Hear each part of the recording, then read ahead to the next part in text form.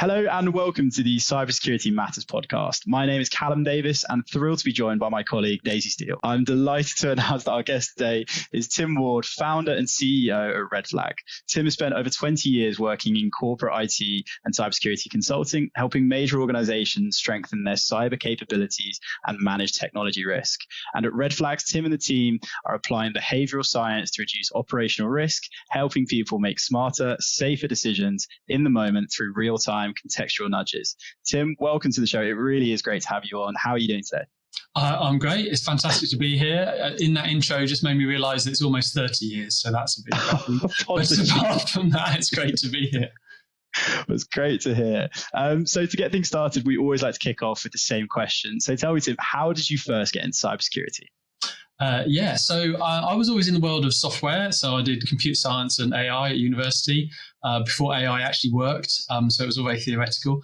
And then I sort of got into the world of IT management, and ended up being global head of information systems for the cyber bit of BA systems. And because of that organization, the kind of the culture, the focus on cyber, it wasn't really just a normal IT department. It was more like a security department. So that was where I kind of really got into the world of security, because everything had to be secure. All my architects had CISSP. So an interesting kind of switch from the world of IT to security. And actually, it was the best team I've ever worked in, because just everyone got how to do IT and security. You didn't have this kind of barrier between the two different teams thinking they were doing different things. Interesting. So that transition into software to cybersecurity happened quite naturally through your first role? Yeah, absolutely. Amazing. So if we could take a bit of a deeper dive into your journey so far, all the way kind of through to Redflags, I think Daisy's going to ask some questions on your career more broadly. Yeah, thank you. So you've had such a varied journey through technology, consulting, and now cybersecurity and leadership, which is really cool. Is there one moment, role, or person who has had the biggest influence on your career, Tim? Gosh, I mean, that's a really interesting question to think back all those 29 years. I think there's kind of two, well, maybe three things. So one is like right in my very first role out of university, I joined a team that was using quite a complicated piece of technology, and I had quite a lot of time on my hands, and everyone kind of held this one guy in awe because he knew how it all worked. And I then spotted that on the bookshelf were the manuals, and I had a bit of time, so I read the bloody manual. And like, why wouldn't you? Like, if you were you, and so suddenly I became as good at this as the senior guy. And it was just a learning for me, like all the way through your life. It's like, keep developing yourself. Like why would you kind of step back? Why not step forward and go, well, I could know that too. Like, I'll read the manual. I'll learn to be the best at the thing I'm trying to do. So that was one really kind of key learning. The other was people. So two great managers I've had in the past. So one was a guy called Andrew Abood, another John O'Brien. We worked together in one organization, then I worked again with John at another organization. And having those types of managers who really put trust in you, kind of leave you alone, but give you the space to make mistakes, but also to do amazing things. So they really enabled me in my career. So a lot of thanks to both of them. Yeah, no, and I love that story about the manual. That's just crazy, isn't it? You just got to do it, essentially. It's quite a nice story. So over the years, you've led teams in both large, complex organizations and obviously the more agile, innovative environments. What are some of the biggest lessons you've learned about leading through those different environments? Yeah, it is quite different. I think in a startup, it is very much more leading from the front. It's very visible what you do and don't do in a small organization. I mean, it should be visible in corporates, but roles don't tend to allow for it. So it wouldn't have made sense for me to be, I don't know, writing code as the head of information systems. But so I can't expect my team to get to an event early, having lugged a stand across the country, and stay up late to close down that event and stuff. If I haven't done that myself, or I'm not willing to do that myself, and they see me mucking in, hopefully. And I think that makes a big difference. I also think in the world of startup, there's a lot more about kind of vision and cultural ethos. Like, you certainly as the boss, but also even just as a manager, you're putting that message out there by the actions that you do. And I think some people think in a small organization, you don't need to think about values and stuff. And yeah, maybe you don't have to have like a sit down session and talk about them and have kind of meaningful kind of trite phrases or meaningless trite phrases, but the values are there in the way that you act and the way that and that really has a strong impact on how you attract and retain talent. Like a lot of people in Think Cyber are there because they like our ethos, they like how we work, they like the way we face off to the market. And I think that's really important, and it helps you build a business that's kind of doing the right thing. Yeah, no, totally. So you've spent much of your career at the intersection of technology and people. What first sparked your interest in the behavioural side of cybersecurity, particularly? Yeah, I mean, it's true, and I can't get enough of it now. I'd quite like to go off and do a PhD if I actually had Really? any time. Is that something you'd consider? Absolutely, yeah. I think I'm a failed academic in that I really want to be an academic and just go and learn more stuff. I can't. Yeah, but I haven't got the time. So I think I've always been attracted to the people side of business as well. So even at university, I did a psychology elective, which is but just like whilst doing computer science. But I found the motivation bit on my MBA the most interesting, kind of like Maslow's hierarchies and Herzberg and all these people about like, how do you motivate people? Why are they motivated? Books like from Peter Senge, Pedler, Ricardo Semler, like really interesting talks about how do you manage people? How do you motivate people? And then the jumping off point for founding Redflags, previously Think Cyber, was being practitioners and seeing that people were having problems and they weren't acting securely, and the tools in the world just weren't serving them. So we set out with a mission of people-centric security because we felt those tools weren't working. But then we went right back to the research, and that research was just really bloody interesting. And I suppose nudge theory was taking off at that time, taking hold, and it just struck us that no one had really gone back to how people actually behave. Like, what does the science say? And we find that when we go on stage and talk about it, even we're just talking about the psychology, not even the cyber bit, everyone loves a bit of psychology and trying to understand what makes us tick. And yeah, I can't stop. I've got loads of books next to the bed. I'm constantly reading about it. It's just really interesting. Yeah, I love the passion. And I mean, at Think Cyber, Redflags, when you've set everything up, maybe you can go do a PhD and just research forever. Sort of looking into it. Like, how does this work? Can I do a PhD along the side? Our chairman actually did a PhD whilst being a CISO. And quite how he pulled that off, I don't know. But he did his experiments kind of on the staff in this big corporate. So not only was he doing it in his spare time, he got permission to kind of experiment on people. So I'd like to try and do that. Yeah, and the psychology of it is absolutely fascinating. It's so interesting. So really great to hear those key aspects of your career so far. Handing over to Callum, who's got some questions on talent.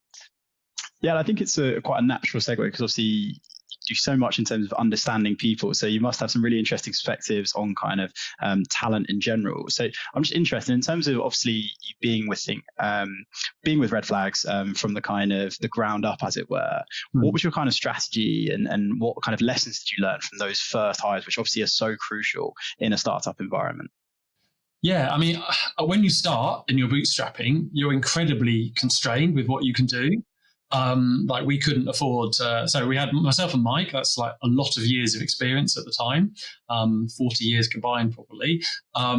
But anyone else we were going to recruit, they had to be virtually graduate level. So what you're looking for then is just really keen people who get the mission and want to get stuck into anything. And so you're kind of recruiting for cultural fit rather than skill, and that kind of like that spark in people that they want to solve problems. And I think that does change a bit as you get funding. You obviously get to the point you can afford to recruit people who've done it before. And you do need that. Like, you can't grow all your own ideas. Like, you want to bring in that experience. And that can be a tricky transition because you end up potentially having to layer and put more experienced people over people who've been with you for a while. And that's hard, but it's an opportunity for them to learn from people who bring in more skills. So that can be hard. But I think generally you always want to be recruiting for cultural fit first. Like, it's great. You don't want someone who's absolutely amazing at tech or whatever and can shoot the lights out, but no one wants to work with them.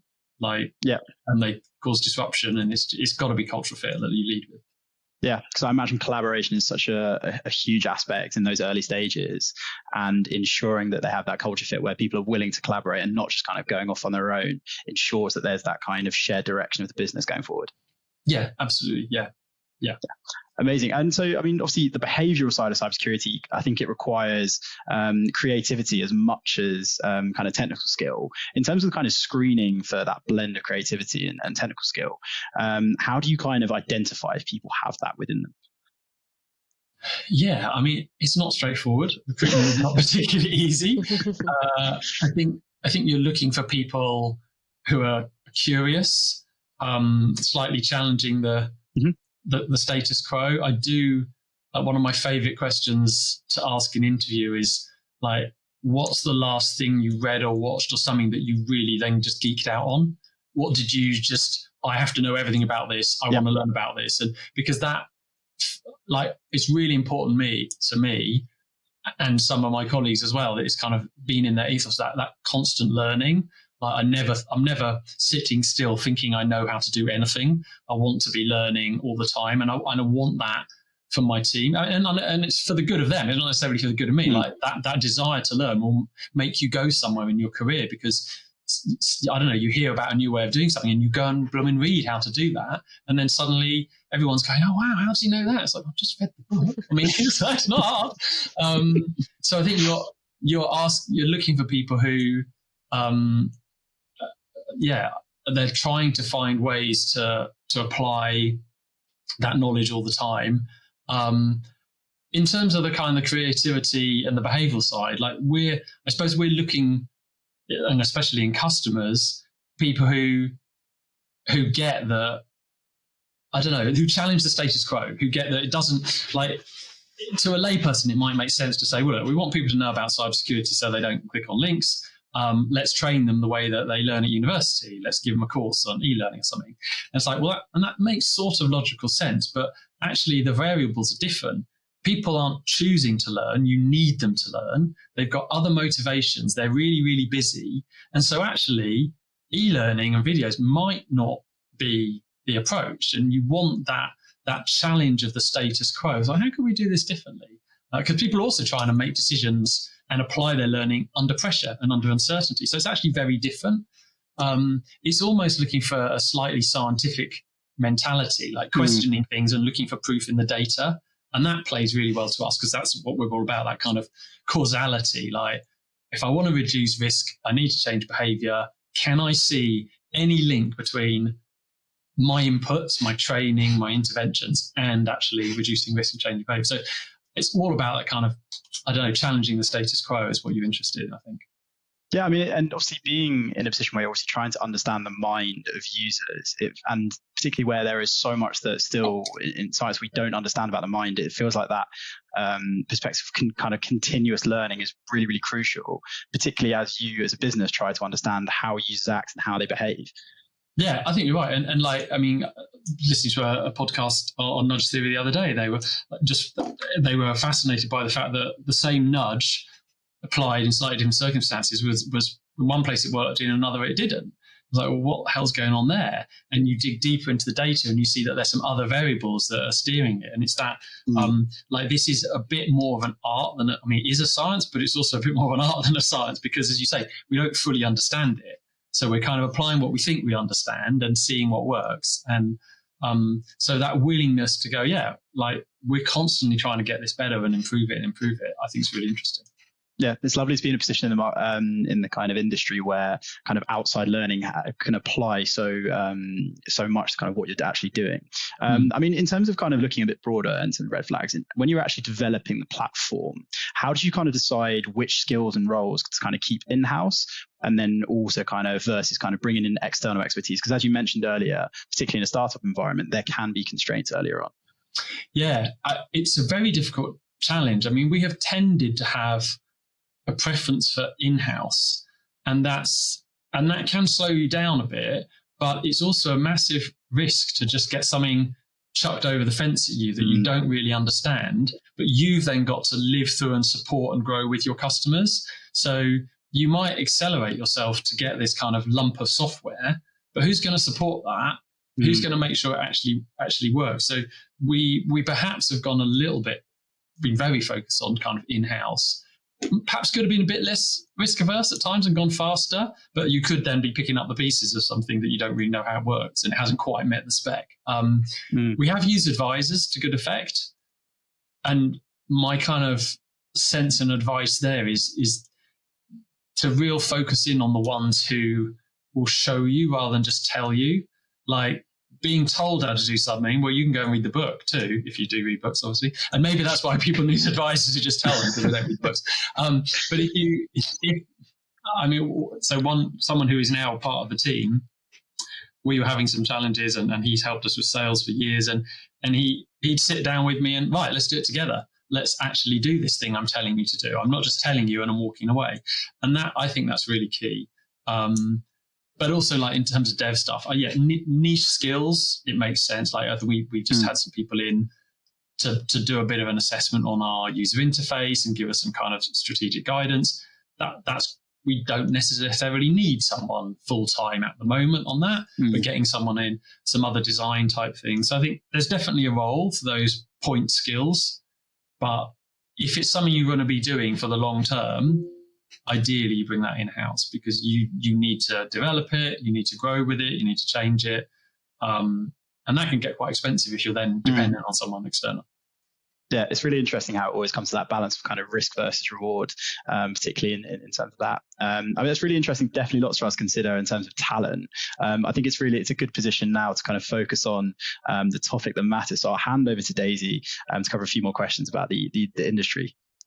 Fantastic, thank you. Behavioural risk is a really interesting area, as we've already discussed, but specifically within cybersecurity, how much do you think ideas like nudge theory have changed the way organisations think about influencing user behaviour? Yeah, I think there's a recognition now, hopefully, that people are not the rational beings that we thought they were. It's a really nice idea to think that, okay, I will train some people, they will understand risk and how to act, and they will just do that thing every time. And there you go, great, I've done my job, everyone's secure. And that realization, well, that's not, I mean, we all know in our heart of hearts, is not how it works. There's all sorts of factors in there. When you are behaving at a point of risk, you're under pressure, your brain is taking shortcuts all the time because it's trying to process so much information, and that leads to cognitive bias. So I don't know, if something comes in that implies authority because it's from the CEO, or something that's got social proof, or maybe just flattery. It's a great one. If you want to fish someone in the higher education sector, you invite them to a conference and tell them how amazing they are. Just click here to sign up. And yet, these things are really, we fall for them because that's the way our brain works. And so, but if you can understand that, then you can go, right, okay, well, that we therefore need to help people in that situation, not train them before the fact, but try and help them in the context. But B, why can't we use an understanding of behavioral science ourselves? Why can't we create really impactful messaging? So when I talk about this on various conferences, the simplest thing people can go out and apply is a couple of behavioral models, one called EAST, one called Mindspace, which is just to think, if you're sending communications anyway, why not make it more impactful by thinking about who's the messenger, what's the incentive, what are the cultural norms, can I use authority? Because you can improve the effectiveness of your messaging just by applying a little bit of behavioral science. I think also the more research that goes on, so I mean, there's another article's just been published saying phishing simulations just don't really work. I wish everyone would read that because everyone's still doing them. But the research says that they're just not having an impact. They give us a nice warm feeling, but they're not really changing. So yeah, like I said earlier, that scientific approach is really interesting to me. Like, let's look for a causal link between what we do. Like, there's not many walks of life where you would want to put a lot of energy into something and not expect to see a clear-cut outcome. But we don't seem to do that with organizational learning about phishing and security. We just kind of think, we'll do the training. And maybe that's just because we're ticking the compliance box. So that's probably the reason. You can get away with being compliant by doing something that's a bit rubbish. But if you're going to do something, why not do something that works? Yeah, and slightly more proactive rather than the reactive approach kind of going forward. Yeah. And we are seeing a shift in the market now. It's quite flattering. Like all our competitors are now talking about nudging. Some of them are fibbers. Like if you delve into the detail, it's not really nudging. They're kind of telling people off after the fact. But it's good that conversation has started. We're talking about behaviours. That's where we need to be, I think. Yeah, that's so interesting. And the cultural norms as well. I would find that absolutely fascinating. So what would be, I guess, your advice as security leaders looking to reduce that human risk? What kind of behaviours or decision points are you finding most crucial to focus on, particularly at the moment or right now? I mean, everyone's always focused on whether I should click the link in this email or not. Phishing remains a really high attack vector, so that is important. And that's where we would want to be nudging people on real emails, trying to say, oh, this is a new sender to you, or like rather than doing phishing sims where you're playing at that. Like once they said to me a while back, like, feels like I've done really well at teaching my team to spot my phishing sims, but I'm not sure I've taught them to spot real phishing. So that's one thing. I think AI, so people sharing like corporate or personal data into LLMs, I think that's a key one. We've been doing a lot of nudges with clients around that, or really just trying to steer people to use the corporately sanctioned LLM rather than anything else. But other more cyber hygiene, so file uploads and just general use of tools on the internet. Everyone's obsessed with downloading PDF creators, and most organizations have a sanctioned one. Like, just ask and they'll give you a link to the one you're meant to use, not some dodgy one that's actually stealing your data. But then it can also just be simple slip-ups. So people sending attachments, people sending emails to multiple, and that happens all the time, doesn't it? It's kind of, you send an email to a distribution list, but you put it in the to and CC, and that is essentially a data breach. And if it's in a health or medical or social services type context, it's quite a major data breach. I think the military had the MOD had one, didn't they, to do with Afghanistan. So those things can really be quite serious, and they're such easy mistakes to make, but they're also really easy things to nudge. Yeah, that's so interesting. So, of course, we've seen a big shift towards using analytics and data to measure security culture. How do you think data-driven insights are changing the way we understand human risk? Yeah, I think it's amazing. And so Lucy, who used to work at Aviva, being a practitioner in this world, now she heads up our content and our behavioural analytics.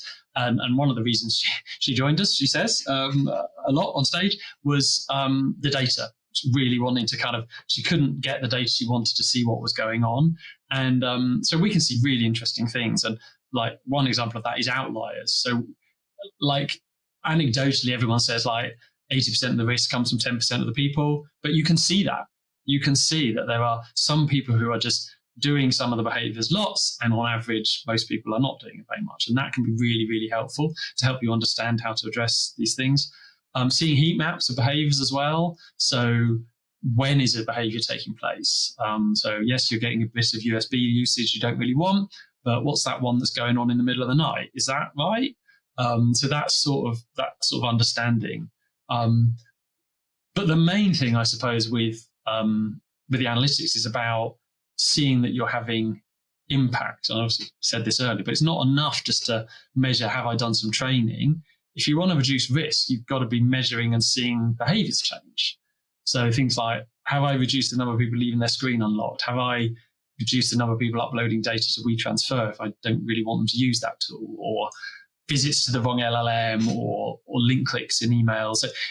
And that is like gold dust. And there's a real shift, I think, in the awareness industry. It's becoming called human risk management now, as opposed to awareness of, well, how do I measure these things? I think the red flags difference is that we don't want to just measure it and not be able to do anything about it. Like, it's no good to measure it and then go, oh, more training is required. if you want to measure it, you've got to intervene and do something about it. And that's the key to me, I think. Yeah, no, that's so interesting. And the timeline piece is fascinating as well. So obviously the big word AI is influencing almost every part of the industry in the world, from automation to awareness within cyber. How do you see AI shaping the future of behavioral security particularly, and are there any risks that come with that progress? Yeah, I mean, there are. Yeah, I mean, AI is being used by the good guys and the bad guys. So I think at the moment we're seeing a risk around people sharing data with LLMs, as I talked about. There are more nefarious things like, I don't know, people poisoning LLMs with biasing the data. And we've seen like Google had some prompt injection thing where you could kind of hide a prompt inside an email because you knew AI was going to be processing it in the background. So it does create some risks. And I do think like phishing sims are going to get better. And deep fakes are going to make like they're using behavioral tactics.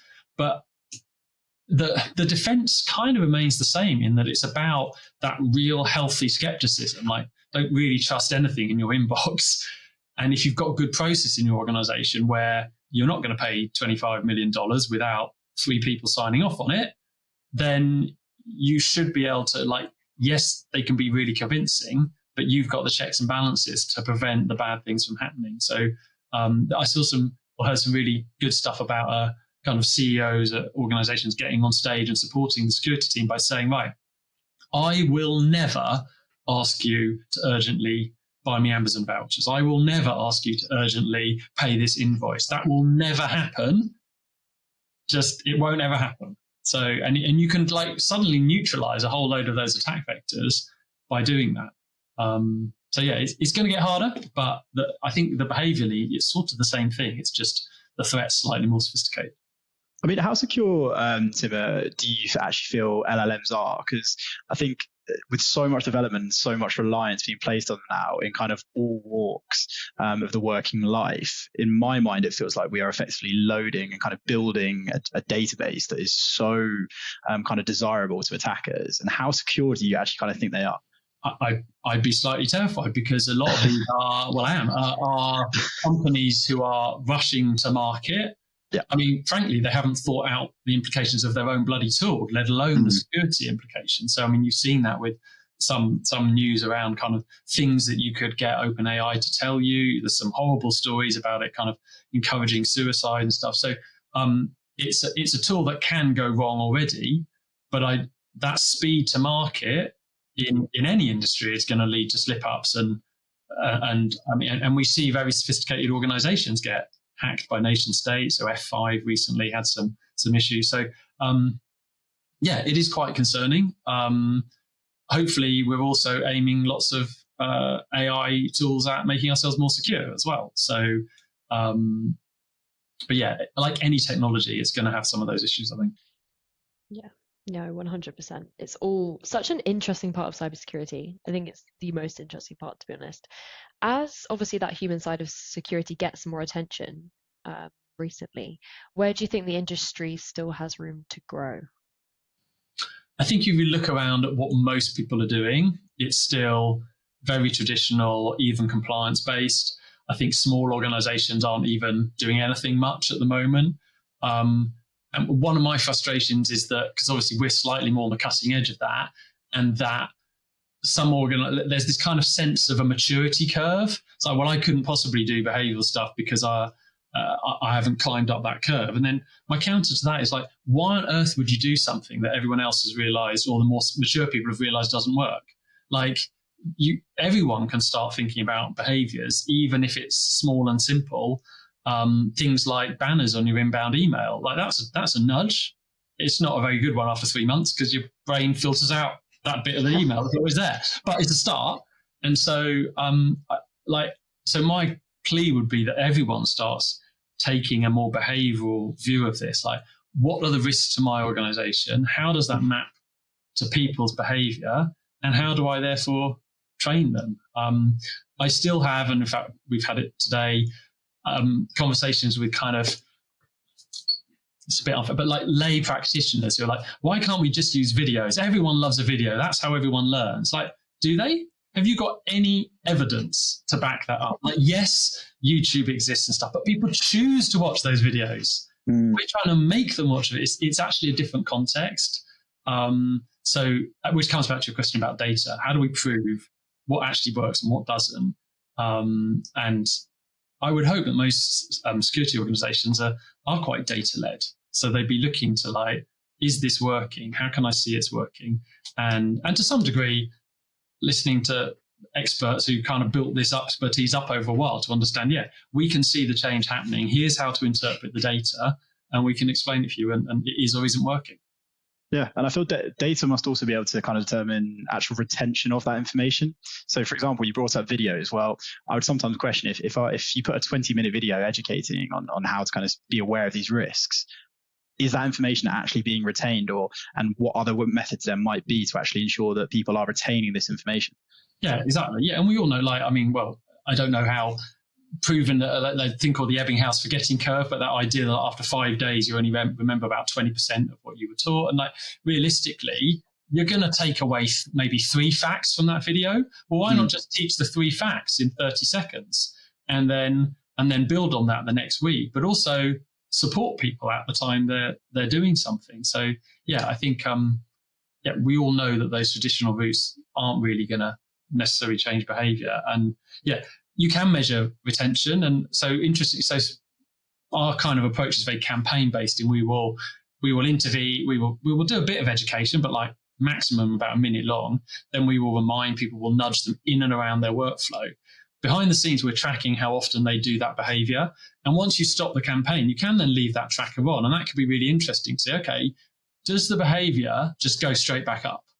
And quite often, no, it doesn't. Like you see that maintained for a while. It might start to drift up, and then you go, okay, well, in 6-9 months' time, we'll start that nudging again. But that's real measurement of like, has it worked? And that kind of that causal effect. Like I can see that once I turn that thing on, this number dropped by 50%.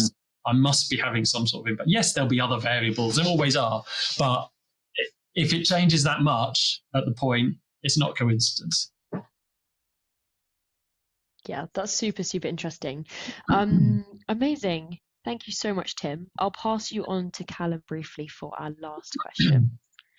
Yes, and our last question will always say the same. And I think it's even more relevant these days in terms of how much attention the industry is getting. What is one piece of advice you would give to someone entering the industry today? I mean, obviously biased here, but I think it's to understand the people as much as the technology. So I think, and like most, like, I don't know, consultancies or everyone will talk about people, process, technology as kind of the 3 Ps, whatever. Oh, no, 2 Ps and a T. But like people matter too. And there's no point just having obsessively complicated cyber controls unless you're just going to block everything so no one can do anything at all.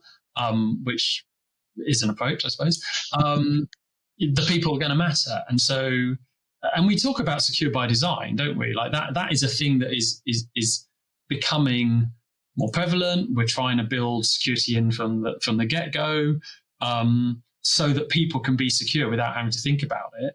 But until we get there, we need to layer it on top. And that's what we're obviously trying to do. But yeah, I think that would be my plea. Like, think about people as much as technology, because the bad guys are doing that. That's how they're getting in. You've got in cyber the risk as well, but also like people can quite literally leave the door open and break all your security tools. So yeah, people. Yeah, really interesting. Well, thank you so much for your time, Tim. It's great to hear your thoughts and a real pleasure to have you on the show. It's been great to be here. Thanks very much.